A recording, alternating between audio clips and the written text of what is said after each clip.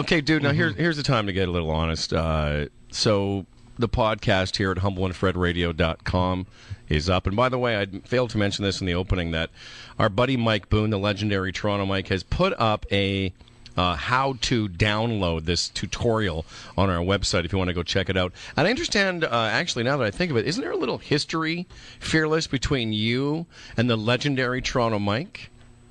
No, there's no history. He just hates me and he wants doesn't me to die hate or something. you. He doesn't want you to die. Listen, I don't know. I went on the website when I was first hired, and it was basically like, it felt like a rallying cry to like bring me down, and it's frustrating because I think people really forget that we're human beings. Yep. Mm-hmm. And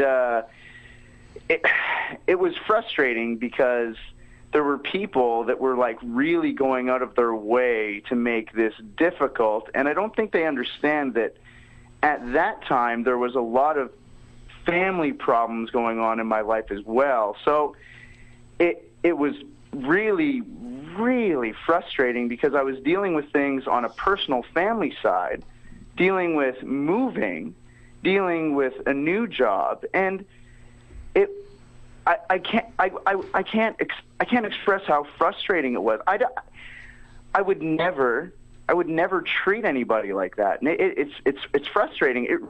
It sucks, you know. And you know, if he's the kind of guy, he's been a friend of ours for years. He's the kind of guy that if you guys met, you would like him and he'd like you. But the thing is, I wouldn't want to meet him. Like, I don't want to like act like I wish bad things on the guy, but I have no inclination to ever speak to the guy or anything. He's gonna love this. But Fred, he's one of those guys that thinks he owns the edge. He's a part owner, and nothing's supposed to change. Hang on, Fred. Kelly Cutrera wants to say something. It's different for me because when I started, people were like using this to track down my wife.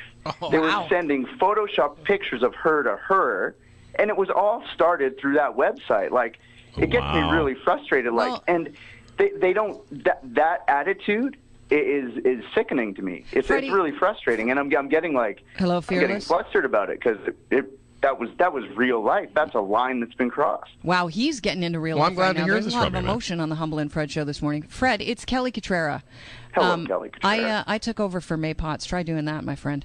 Sweetest woman in the world, and then I took over on the edge for her, and that was tough. But I'll tell you, Mike Boone, Toronto Mike, if you can trust anyone, trust me. He's a good guy. I met him when I first came into the Humble and Fred headquarters, and I'll tell you, I actually, this maybe is a plea to Mike Boone, if you could just start writing nasty stuff about me, anything on the website, I would kill for a job right now. I mean, nasty. Just but I want to say, you're getting paid to broadcast. And I love Mike. I spoke to him on the way in today. But I'll say this about what Fred's saying. People don't realize, because we both, Freddie P and I, have had some horrible things written about us. That yellow board, that radio board, Fred. You know, they said some things. There was a whole blog in the early days of blogging, a whole blog dedicated to basically mocking Fred and I every day, and it used to drive us nuts. You know, that stuff's fine though. Like, to me, like you expect that. I mean, you could go online and find like websites dedicated to deriding Charles Adler, who's one of the most successful broadcasters in Canada, and that's fine. Like, I'm totally. No, but these guys were saying they were saying some personal stuff, and it got really ugly for a while there. Been crossed, but we put ourselves out there.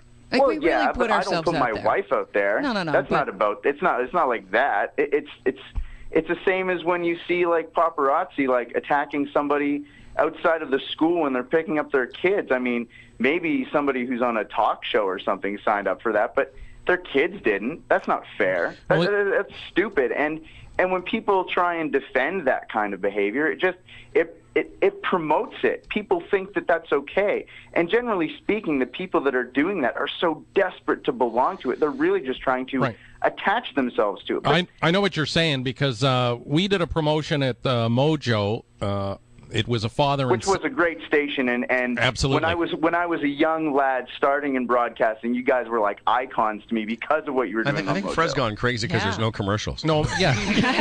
no, you're right. Mojo was a great... I mean, Mojo should still be alive to this day, but that's besides the point. Remember, we did the father and son thing. So the trip, the idea was you won a trip with your dad to come with Fred and his dad to Florida to see a football game, a hockey game, a basketball game. And I remember on that Dumble and Fudd board, somebody wrote, what's worse than going on a trip with Fred Patterson? Going with Fred and his dad. Aw. Oh, yeah. Yeah. And the thing is, to me, that was over the line. Oh, yeah. I could take it. The thing, I don't care what people say about me. Like, it doesn't bug me when people talk about me.